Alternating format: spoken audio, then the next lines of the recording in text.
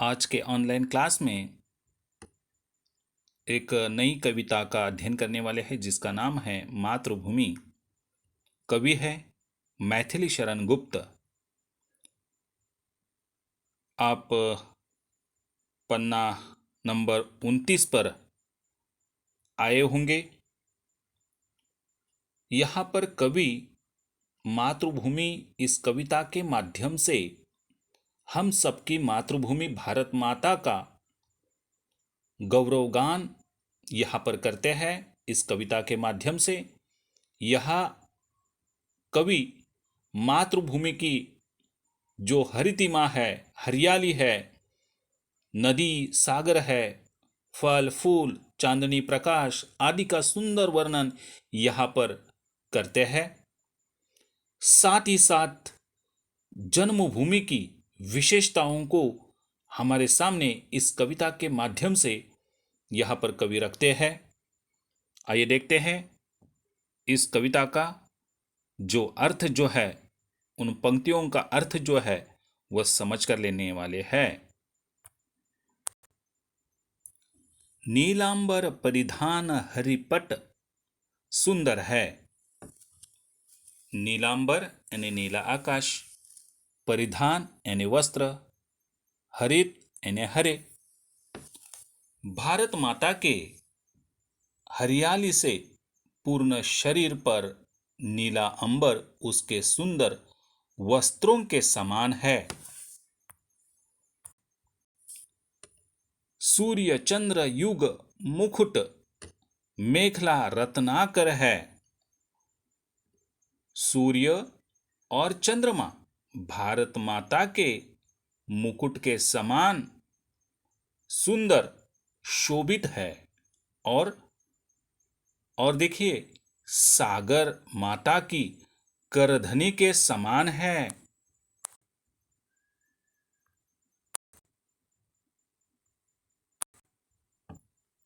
नदियां प्रेम प्रवाह फूल तारे मंडल है।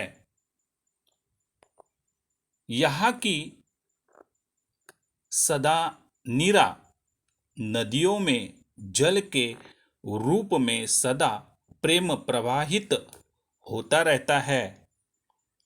यहाँ की जो नदियां हैं वह नदियां पानी के रूप में वह सदा अपना प्रेम बहता जो रहता है,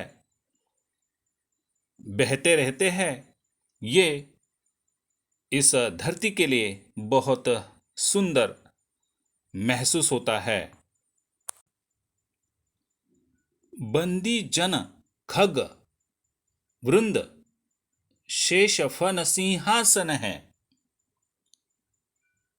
यहाँ पर जो सुंदरता महसूस करते समय जिस तरह इस धरती पर सुंदर पुष्प और जो सौंदर्य बढ़ाते हैं, जिस प्रकार राजाओं के दरबार में उनका यशगान करते समय या करने के लिए बंदीजन हुआ करते थे, उसी प्रकार जो भिन्न प्रकार के पक्षी अपने कलरव से भारत माता का गौरवगान करते हैं, जिस प्रकार यहाँ पर आपके सामने चित्र है, हमारी भारत माता, हमारी मातृभूमि शेषनाग के फन के रूपी सिंहासन पर विराजमान है।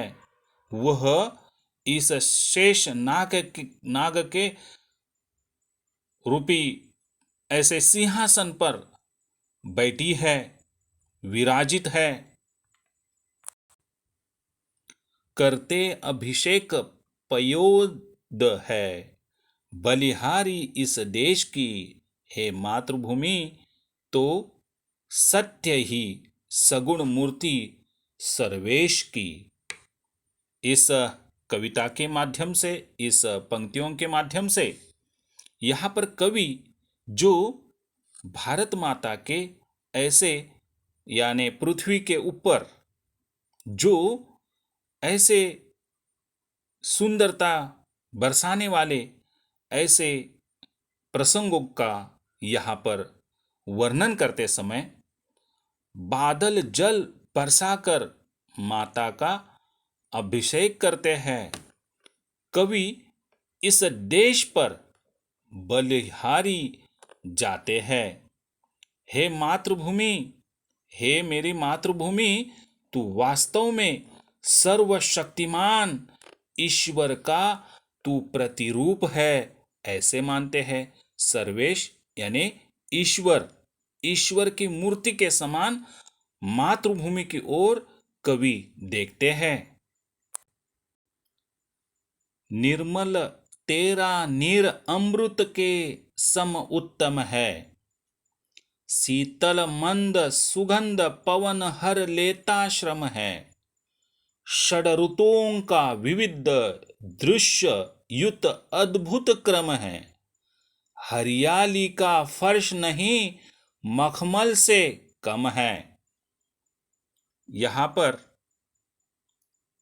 कवि इन पंक्तियों के माध्यम से बताना चाहते हैं, मातृभूमि तुम्हारा शुद्ध जल अमृत के सम यानी समान उत्तम है। जब शीतल यानी शांत, मंद और सुगंधित समीर चलता रहता है, यानी पवन यानी हवा चलती रहती है, तो वह दिन भर किए गए परिश्रम के तनाव को हर लेता है। यानी दिन भर जितना मैं परिश्रम करता हूँ, मेहनत करता हूँ, उससे मेरा ये तनाव दूर हो जाता है। हमारे देश में 6 ऋतु का क्रम है और वह क्रमशः आते जाते रहते हैं। उनका एक विशिष्ट ऐसा क्रम है और प्रकृति के विभिन्न दृश्य प्रवृत्त ऐसे वह उसकी उस ऋतुओं की विशेषता है। उस प्रकृति के विभिन्न ऐसे दृश्य हमें प्रस्तुत कराती है, करती है। गर्मी का ताप, उसके बाद वर्षा की फुहारें, शरद की स्वच्छता, हेमंत और शिशिर की सर्दी, और उसके बाद आता है ऋतुराज वसंत। यहाँ की भूमि ऐसी है कि वह हरी भरी है, वह सबको अच्छी लगती है और अच्छी लगते हुए मानो हरे मखमल के फर्श के समान वह बिछे हुए है। इस तरह यहाँ पर मातृभूमि के इस सुंदरता का वर्णन इस पंक्तियों के माध्यम से करते हुए कवि सुंदर ऐसे शब्दों से करते हैं। सूची सुधा सिंचता रात में, तुझ पर चंद्र प्रकाश है। हे मातृभूमि, दिन में तरणी करता तम का नाश है। यहाँ पर रात्रि के समय चंद्रमा भारत भूमि को अपने अमृत जैसी शीतल और पवित्र चांदनी से सींचता है। उसी प्रकार दिवस यानी दिन के समय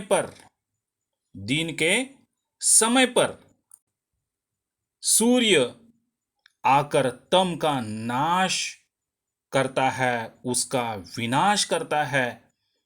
इस तरह जो अंधकार जो है, तम है, वह सूर्य प्रकाश नष्ट कर देता है।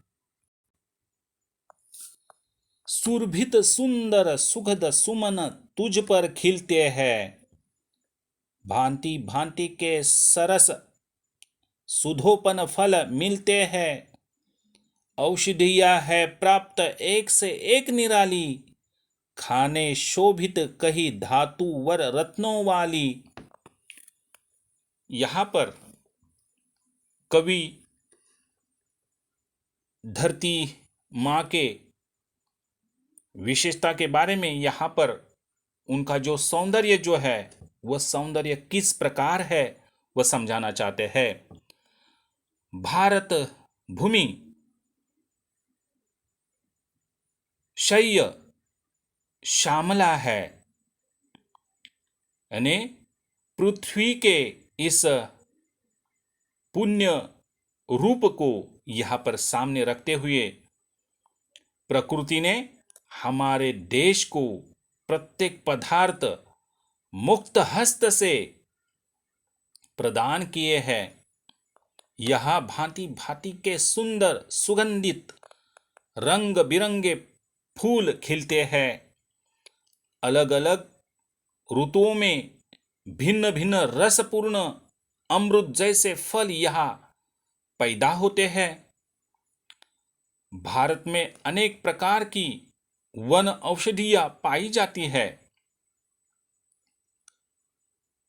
दूसरों की ओर यहाँ पर देखा दिया जाए तो दूसरे देशों की जो धरती है उस धरती से भी श्रेष्ठ यहाँ पर यह भारत धरती को दर्शाने का प्रयास कवि जी यहाँ पर करते हैं। यानी भारत भूमि में श्रेष्ठ रत्नों की अनगिनत खाने हैं। इस प्रकार यहाँ पर विविधता दिखाते समय जो जीवन के लिए आवश्यक ऐसे सभी पदार्थ यहाँ बहुतायत से प्राप्त होते हैं। बहुत से ऐसे पदार्थ खाने लायक अच्छी चीजें इस धरती में मिलते हैं जो अवश्य होते हमें मिलते सभी पदार्थ हे भारत भूमि वसुधा धरा तेरे नाम यथार्थ है। जीवन के लिए आवश्यक सभी पदार्थ यहाँ पर बहुत से ऐसे प्राप्त होते हैं। हे भारत माते, हे भारत भूमि, हे भारत के उस धरती के संबंधित यहाँ पर कहते हुए कवि कहते हैं मातृभूमि तू वसुधा और धरा धरती संज्ञाओं को वास्तव में चरितार्थ करती हो। सार्थक यानी यथार्थ रूप में तुम्हारा जो नाम है वह सार्थक होता है, धन्य होता है। क्षमामयी तू दयामयी है, क्षेममयी है, सुधामयी वात्सल्यमयी तू प्रेममयी है।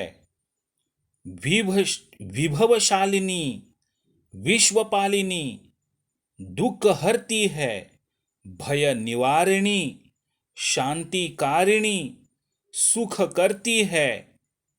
हे शरणदायिनी देवी तू करती सबका त्राण है। हे मातृभूमि संतान हम तू जननी तू प्राण है।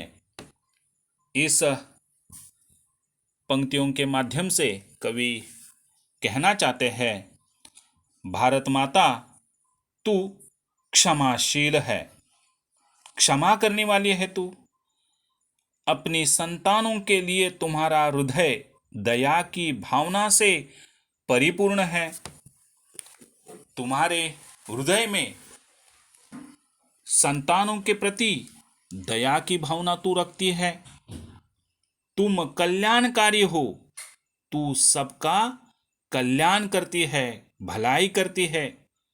तुम सुधामयी हो, तुम सुधामयी हो, तुम्हारा हृदय वात्सल्य से परिपूर्ण है।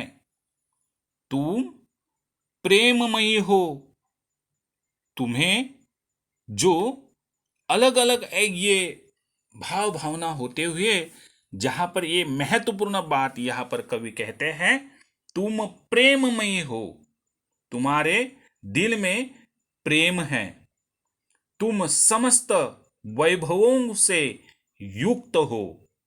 अलग अलग जो वैभव जो है वह तुम्हारे पास है, तुम पूरे विश्व का पालन करती हो, सभी के दुखों को दूर करती हो।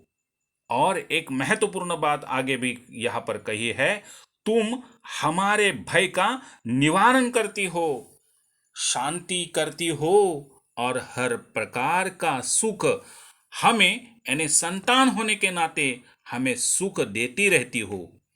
हे भारत माता, हे मातृभूमि, तुम अपनी गोद में हम सबको शरण देती हो, हमारे सभी कष्टों को दूर करती हो। हम तुम्हारे ऐसे प्रिय संतान हैं, हम तुम्हारी प्रिय संतान हैं। तुम्हारी हम इस तरह संतान होने के नाते मातृभूमि को यहां पर कवि कहते हैं, तुम जननी हो, तुम जननी हो यानी माता हो, जन्म देने वाली हो, और हमारे प्राण हो, हमारे प्राण हो।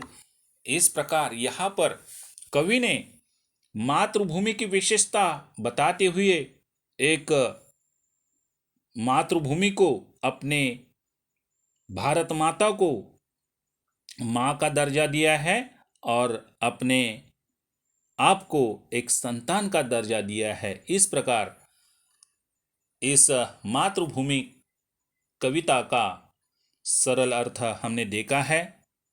तो इसी प्रकार आज हमने मातृभूमि इस कविता का अध्ययन किया।